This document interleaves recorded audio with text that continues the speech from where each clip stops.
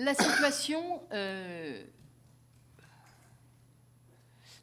n'est pas la même que celle qu'on pouvait avoir encore il y a 3 ou 4 ans concernant les jeux d'argent et de hasard, où il y avait bien sûr des phénomènes d'addiction, mais ces phénomènes d'addiction restaient encore, je dirais, des phénomènes individuels, des personnes qui tombaient dans l'addiction. Là, la difficulté que nous avons, c'est que nous avons un écosystème industriel qui s'est mis en place, qui est très efficace et qui utilise toutes les technologies de captation de l'attention, qui sont les technologies de base de l'économie numérique, pour vendre et proposer des jeux d'argent au public. Donc les études que nous avons sont des études qui montrent que la dernière étude de l'OFDT dit qu'il y a 1,4 million de personnes qui sont susceptibles d'être joueurs problématiques. Ça correspond à 6% des joueurs en général.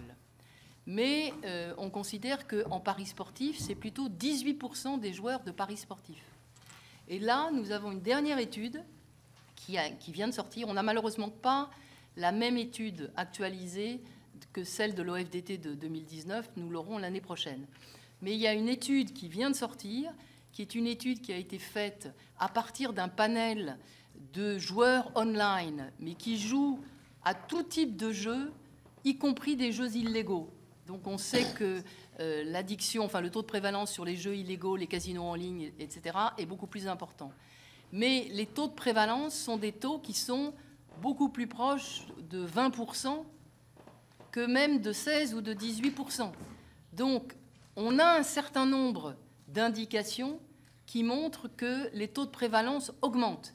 Et nous avons d'ailleurs un capteur qui est le fichier des auto-interdits, puisque nous gérons maintenant, à la suite du ministère de l'Intérieur, le fichier des auto-interdits. Nous avons aujourd'hui 80 demandes par jour d'interdiction, d'auto-interdiction volontaire. Vous savez, c'est l'interdiction où vous êtes interdit pendant 3 ans, là où on avait auparavant une vingtaine de dossiers par jour. Donc on voit bien que le phénomène a changé, je dirais, de dimension.